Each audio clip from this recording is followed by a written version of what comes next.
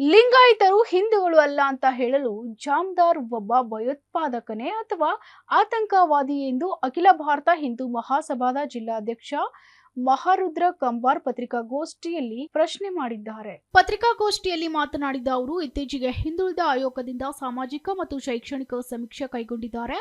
ಅದಕ್ಕೆ ನಾವು ಸ್ವಾಗತಿಸುತ್ತೇವೆ. ಆದರೆ ಈ ಸಂದರ್ಭದಲ್ಲಿ ಜಾಮದಾರ್ ಒಬ್ಬ ಜವಾಬ್ದಾರಿಯುತ ವ್ಯಕ್ತಿಯಾಗಿದ್ದು ಮೇಲೆ ಈ ರೀತಿ ಪತ್ರಿಕಾ ಹೇಳಿಕೆ ಕೊಟ್ಟು ಲಿಂಗಾಯತರಲ್ಲಿ ಆತಂಕ ಮತ್ತು ಭಯ ಹುಟ್ಟಿಸಿದ್ದಾರೆ. ನಮ್ಮ ದಾಖಲೆಗಳಲ್ಲಿ ಸಂವಿಧಾನಬದ್ಧವಾಗಿರುವ ಹಿಂದೂ ಧರ್ಮವೇ ಇರುತ್ತದೆ. ಗಾಣಿಕ, ಕಂಬಾರ, ಕುಂಬಾರ, ಹೂಗಾರ, ಅಗಳಿ ಇತ್ಯಾದಿ ಜಾತಿಗಳು ಸಂವಿಧಾನಬದ್ಧವಾಗಿ ದಾಖಲಾಗಿರುತ್ತವೆ. ಆದರೆ ಸಂವಿಧಾನದಲ್ಲಿ ದಾಖಲೆ ಇರುವ ಲಿಂಗಾಯತ ಧರ್ಮ ನಮೂದಿಸಿ ಎಂದು ಹೇಳಿ ಲಿಂಗಾಯತರನ್ನ ಸರ್ವನಾಶ ಮಾಡುವುದು ಇವರ ಹುನ್ನಾರವೇ ಎಂಬುದನ್ನು ಸರ್ಕಾರ ಸ್ಪಷ್ಟಪಡಿಸಬೇಕು ಎಂದು ಆಗ್ರಹಿಸಿದ್ದಾರೆ.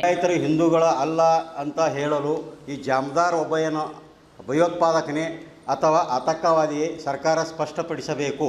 ಇತ್ತೀಚೆಗೆ ಹಿಂದುಳಿದ ವರ್ಗಗಳ ಆಯೋಗವು ಸಾಮಾಜಿಕ ಮತ್ತು ಶೈಕ್ಷಣಿಕ ಸಮೀಕ್ಷೆಯನ್ನು ಕೈಗೊಂಡಿದ್ದು ನಾವು ಸ್ವಾಗತಿಸುತ್ತೇವೆ.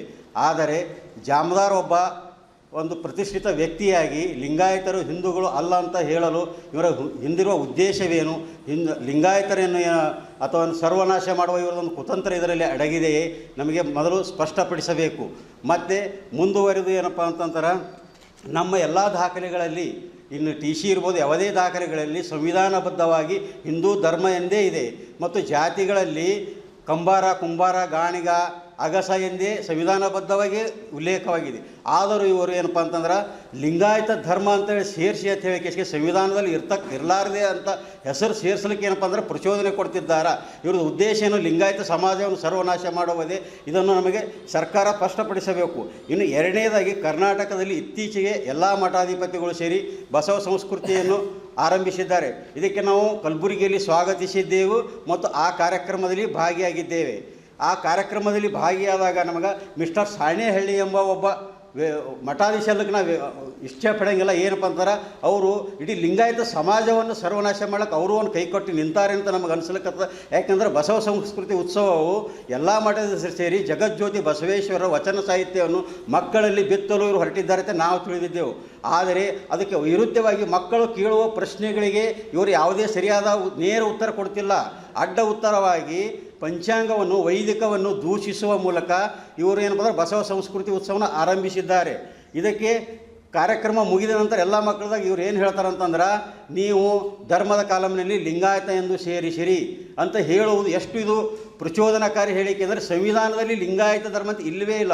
ಆದರೆ ಮಕ್ಕಳು ಒಂದು ವೇಳೆ ಸಂವಿಧಾನದಲ್ಲಿ ಇರದೇ ಇರತಕ್ಕಂಥ ಲಿಂಗಾಯತ ಧರ್ಮ ಸೇರಿಸಿದ್ದೇ ಆದಲ್ಲಿ ಮುಂದೆ ಅವರ ಶೈಕ್ಷಣಿಕ ಮತ್ತು ಸರ್ಕಾರಿ ನೌಕರಿ ಆದಾಗ ಕಾನೂನು ತೊಡಕು ಉಂಟಾದರೆ ಅವರು ಜೀವಂತ ಇದ್ದು ಸತ್ತಂತೆ. ಇದು ಭಯೋತ್ಪಾದನೆಗಿಂತ ಮಿಗಿಲಾದ ಒಂದು ಕೃತ್ಯವಾಗುತ್ತದೆ ಎಂದು ಈ ಮೂಲಕ ತಿಳಿಸುತ್ತಾ, ತಮ್ಮಲ್ಲಿ ಇದನ್ನು ಪತ್ರಕರ್ತರು, ಜಾಮದಾರ್ ಮತ್ತು ಮಠಾಧೀಶರನ್ನು ತಾವು ಕೇಳಬೇಕಾಗಿ ವಿನಂತಿದ್ದೇನೆ. ಮತ್ತು ಇನ್ನೊಂದಿನ, ದಯವಿಟ್ಟು ಎಲ್ಲ ಪರಂಪರೆಯ ಮಠಾಧೀಶರಲ್ಲಿ ನಾನು ಕೇಳ್ಕೊಳ್ಳೋಂದರೆ, ಲಿಂಗಾಯತ ಸಮಾಜದ ಮಕ್ಕಳ ಭವಿಷ್ಯವನ್ನು ಮತ್ತು ಅವರ ಬದುಕನ್ನು ಸ್ವಲ್ಪ ವಿಚಾರ ಮಾಡಿರಿ. ನಾನು ಇನ್ನೊಂದು ವಿನಂತಿ ಮಾಡಿಕೊಳ್ತೇನೆ. ನಾನು ಶ್ರೀ ಸಿದ್ಧಗಂಗಾ ಮಠದ ಹಳೆಯ ವಿದ್ಯಾರ್ಥಿಯಾಗಿ ನಿಮ್ಮಲ್ಲಿ ವಿನಂತಿ ಮಾಡಿಕೊಳ್ಳುತ್ತೇನೆ. ನಾನು ಮಠದಲ್ಲಿ ಕಲಿಯುವಾಗ ಹಿರಿಯ ಪರಮಪೂಜ್ಯರು ನಮಗೆ ಕಲಿಸಿಕೊಟ್ಟಿದ್ದೇನೆಂದರೆ, ಕಾವಿ ಕಂಡಲ್ಲಿ ಶಿರವಾಗು ಎಂದು. ಅದರಂತೆ ಇಲ್ಲಿವರೆಗೆ ನಾನು ಶಿರವಾಗಿದ್ದೇನೆ ನಿಮಗೆ. ಎಂದು ವೇಳೆ ನೀವು ಇದೇ ಹಠವನ್ನು ಮುಂದುವರಿಸಿದ್ದೇ ಆದಲ್ಲಿ ಇದೇ ಕಲಬುರಗಿ ಪತ್ರಿಕಾಭವನದಲ್ಲಿ ಇದೇ ಮಂಗಳವಾರದಂದು ಅರೆಬೆತ್ತಲಾಗಿ ನಿಮ್ಮ ವಿರುದ್ಧವಾಗಿ ನಾನು ಹೋರಾಟ. Bureau report, SSV news, Kalaburagi.